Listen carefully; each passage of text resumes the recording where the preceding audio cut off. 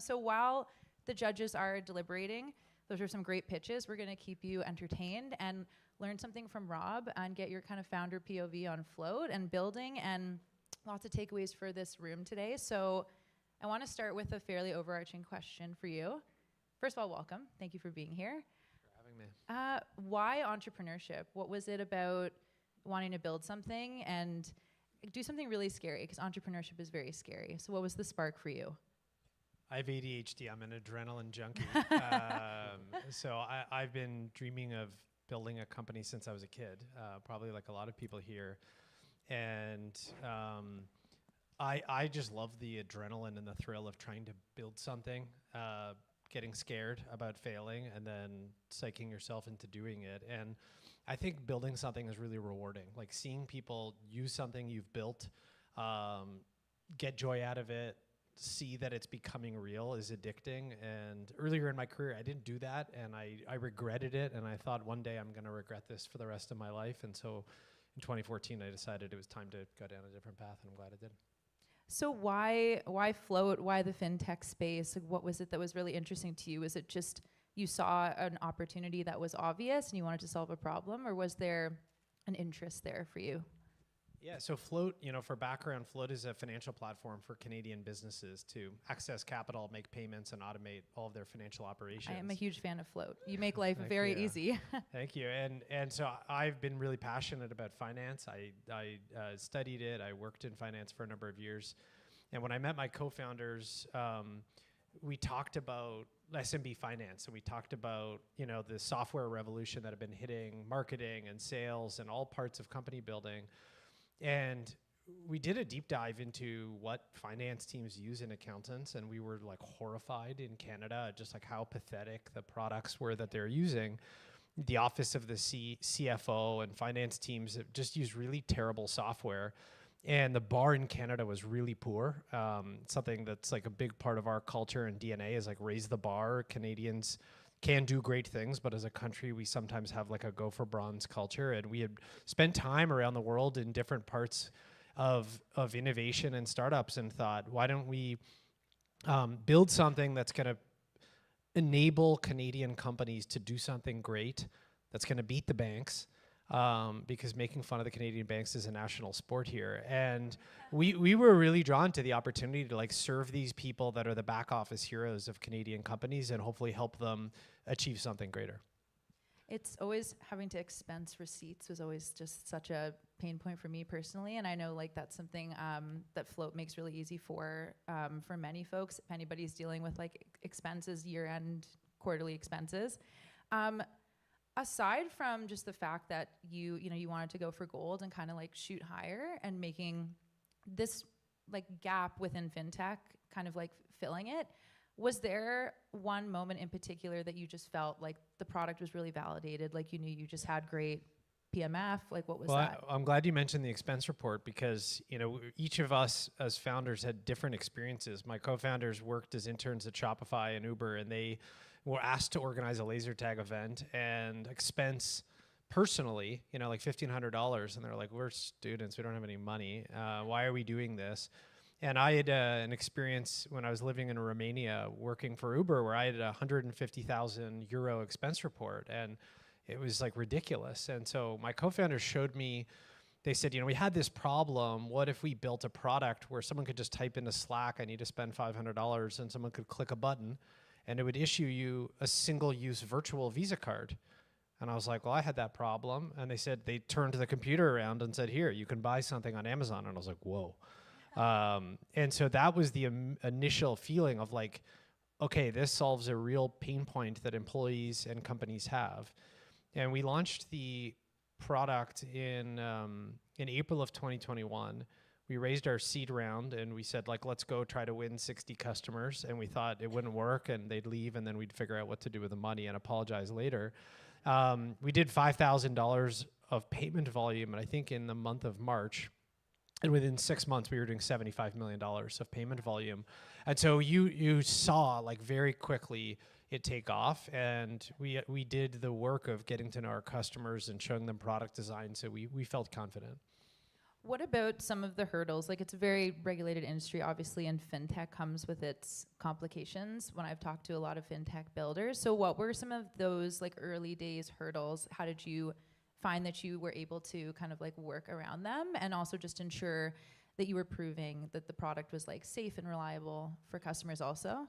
Yeah, fintech is really complex. There's, legal and regulatory components to it. And the answer is just work 7 days a week, honestly. I'm not joking. I mean, I think the truth is when we started Float, there were 5 other companies that were fundraising and, much more experienced than us. And they had a great deck and they said they were going to do all this stuff. And we just said, no, they're not. We're going to do it faster than them. We will not stop. We will work 16 hours a day, 7 days a week until it becomes a reality. If we have to open a legal entity, we'll open a legal entity. If we have to get a regulatory memo, we'll get a regulatory memo. And so we just did all of those things. And there were moments, as an example, where someone would say, okay, well, if you want to onboard these clients onto this visa program, we're going to do it for you. And then the customers will talk to us. And we're like, it's going to take 10 days to open an account. No, we're not doing that. And we just vertically integrated. From the beginning, we said, we want to do customer support. So we'll have one of the 3 of us do customer support. And so we were just relentless. And I think that's a big part of creating a company. The idea is meaningless. Whatever idea you have, there are other people that have that idea. It's whether you execute it, whether you find ways to overcome hurdles, and whether you are really serious and passionate, because building anything of substance is like 1,000 moments of doubt and obstacles that you have to overcome, and you only overcome that through hard work and genuinely wanting to solve the problem, because if you don't really care, you're probably going to give up. I would also add to your point, like you need a really great team to also help you to scale, especially as fast as you did. So especially in those early stages, there's a lot of startups here that have maybe a co-founder. They don't have a huge team. You've heard the pitches already. What was the most pivotal hire for you, aside from just, again, finding the really strong co-founders? Because that's very important. Hiring is the single most important you make as a founder in building a company. And your company becomes the first 10 to 20 people you hire. And it's tempting to look at someone's job skills and professionalism and pedigree. That's not really what you're looking for. You're looking for people that are animals in a zoo. And what I mean by that is you need tenacity. You need people that are as convicted as the founders. And I remember we were about 5 or 6 people, and my mantra was like, hire slowly, fire quickly. Like, we only want to hire people that really want to make this their life. And we interviewed a woman named Natalie, who became our first customer success manager. And in the first interview, she had put together a 25-slide deck, which was about Natalie, why I love what you're doing, why I believe in this mission, why I'm the perfect fit, why I'm the most customer-obsessed person you could possibly meet. And she walked through like a fantasy presentation of, no one wants to be here more than me. No one will bring a brighter face to your clients than me. And we got off the call and I looked at my co-founders and we just said, that's the bar now. And I won't swear, but it was F yes or F no. Like, that was our vibe, and it still is at Float. No one is like, yeah, it's okay. We have to close this person. And my co-founder Griffin said, who wasn't involved in this hiring process, he said, what do we need to do to get this person on our team? And so I think hiring is really important, but the first 10, 15 people, they can't be risk averse. They have to really want to be there with you, because to be a founding employee of a company, it's not a job. You're not paying them much. There's no work hours. There's no holidays. So they really have to emotionally be invested in what you're doing. Yeah, so I think that's a great example too, just like what to look for that's really important quality-wise when you're hiring for your company. What was something that, as you really, again, like you're scaling the team, you're building, you're growing, and you're gaining momentum, like what was something that surprised you about just kind of how quickly the process was happening, or just a great learning that you have from the scaling process? I think it's the power of shrinking units of measurement. So like some teams will say, like, we're going to set an annual goal, or we're going to set a quarterly goal. I set daily and weekly goals, and I was very relentless, and I think good startups do this, where someone will say, like, we'll work on this over the next month. And it's like, no, on Monday at 9 a.m., what are we going to get done? What are we going to achieve this week? And you work backwards from big goals to daily and weekly goals. So if, we want to reach out to 50 clients and close 20 of them in 30 days, how many emails are we sending today? And we would hold ourselves relentlessly accountable. We had a process at 9 a.m. where everyone sat on a Zoom, and I would say, what are everyone's objectives this week, including myself? And then at the end of the week, everyone in front of everyone else would say, this is what I got done. And the group would hold each other accountable, and they'd push and say, like, do you need to do that next week? Why is this not done already? And so we have a saying at Float, not tomorrow, today. And I think that when you are trying to build something and will it into existence and probably competing with other people, you can simply move faster and operate with more urgency and win. And it really comes down to saying, why will we achieve this next week? Why not achieve it today? And it's a bit of a reality distortion field, but the more you do it, the more it really compounds. I think it would be a missed opportunity for me to not ask you this, because Float has raised significant capital over multiple rounds. And, the art of pitching is, we've seen this here tonight. This is kind of what this is all about. So what is something that should be very notable and important for founders today, especially when it comes to pitching and fundraising? Because it's very hard to fundraise today. Yeah, I did a very bad job at our seed, and I was fortunate to have some investors who said, Rob, that was awful. This is terrible.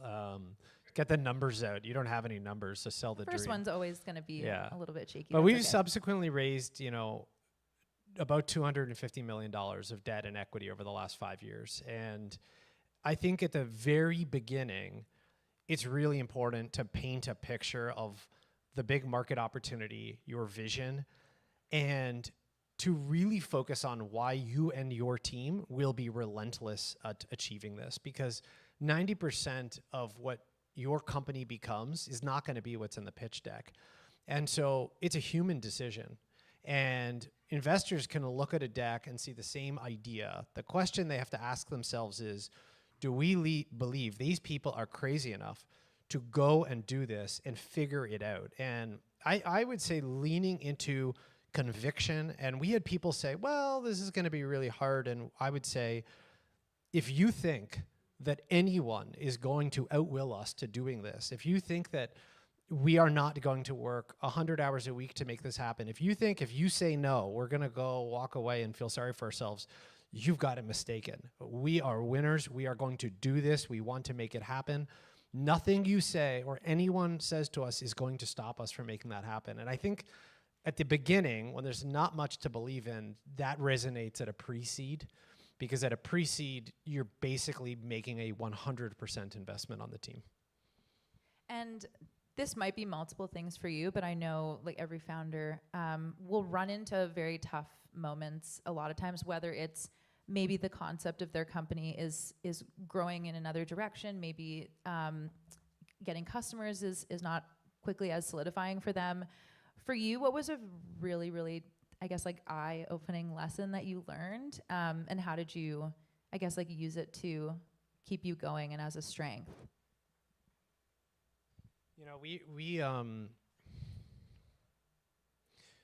We did a big financing in 2021 when everyone was giving money away like it was candy, and our valuation went up a lot. And when we entered 2022, I realized like the tide was turning, and Float was in a position where we had a lot of momentum. But if we didn't focus on the fundamentals of our business, stop spending money, and be very disciplined about growing relative to our headcount and our investments, that the company could die. And we for almost 17 months, we didn't hire a single person, and we grew 5x. And that was really hard. People worked really hard. And that moment sort of saved the company, because it allowed us coming into 23 and 24 to be much better positioned and much healthier. And people didn't like it. Some people left and said, you don't believe in the business, you're not whatever. And I said, like, I'm acting in the best interest of the company. It's what I believe is right. And I think those moments happen often. We had one in 2024. We took our company on an offsite after we hit a very big goal that we said when we hit $1 billion of payment volume, we're going to take everyone on a trip to, Mexico. And I said this, in 2021, and this milestone happened, and we're like, okay, we got to go do this. It's going to cost a lot of money. There's, 120 people, and our finance leader came to me and said, Rob, this trip, we got to do it. This is going to be really expensive. And I looked at our revenue results, and they were way off. And we got to Mexico with this team of people that have been slogging for 3 years, and they thought it was a celebration. And I said, I'm declaring a code red. We have to grow 50% faster in the second half of the year. And we told all of our senior leaders, if we don't, we're going to have to lay off 50% of the company. And that was a really emotional, hard moment, but it rallied everyone, and everyone flew back, and we said, let's do this. And that's what led us to do our Series B last year. And it was painful. You don't want to use those bullets too frequently. But I do think as a founder, I've learned never spoil a crisis. And when those opportunities happen and you can focus 100 people or 50 people on one goal, they will row like crazy. And those moments can be very powerful. You've in every answer you've given, you've definitely touched on just great leadership skills. And I think you do have such great leadership skills as well. I want to ask you this question as a Jewish founder and as a very prominent innovator coming from the Jewish community, just with everything that's happened in the last couple of years and the challenges the community is facing, how has that either empowered you or changed the way, you think about, the community and how you're helping to give a voice? Yeah, I mean, it's complicated. Float, and my philosophy at Flow was we're going to talk about our mission. And so when we started the company, we said this is a place for people who are amazing at what they do. The thing that unites us is our mission. There's no place for politics. There's no place for individual agendas. We don't talk about politics. We don't, I didn't talk about Judaism. I didn't talk about those things. And October 7th was challenged that. And I know a lot of Jewish leaders, Mike Katchen and I talked a lot about this from Wealthsimple. How do you talk in your company and externally? And for me, it was important that we all actually say something and, in some small way, put a stamp and say, this is wrong. And this isn't just about being Jewish. This is about being Canadian. This is not Canada. This is not what we represent. Yeah, and we have, a number of Jewish employees, so I spoke to all of them individually, and I had some really emotional moments with our company and just said, I'm going through this, my community is going through this, I'm not going to make this a huge feature of our discussions in the company, but I want you to know that we have to support each other, and I will stand alongside any of you going through anything like this. And I think that's what we have to do. People have to speak out, and Canada has a politically correct culture. I do think it's important. People, and I posted a lot of things publicly that a lot of people didn't like and got mad at me, and I said, I don't care. If you don't like this, don't read it. Canada should be a place where anyone can succeed, of any background, any religion. And if you work at my company, I don't give a damn where you're from. I don't care if you're Jewish, Muslim, Christian. And we made it very clear to people that if you post hateful things on your personal social media, you're gone. If you're Jewish and you post hateful things on your social media about other people here, you're gone. This has to be a place where you can come to work and hopefully let go of that and focus on what you love, your craft, your building, and this mission. And I think we have to keep doing that publicly as leaders so that we don't normalize that type of behavior across Canada. I think that's very well said. And I think that this community is doing a really great job in supporting all of that you said just then as well. I do want to call out one thing that you mentioned earlier on in the interview about just how you kind of set action items and actionable things that you do for yourself every day and every week. I think this is a really important takeaway for the founders and builders in the room. What is one actionable item that they should have on their list of things to do, especially in the very early stages?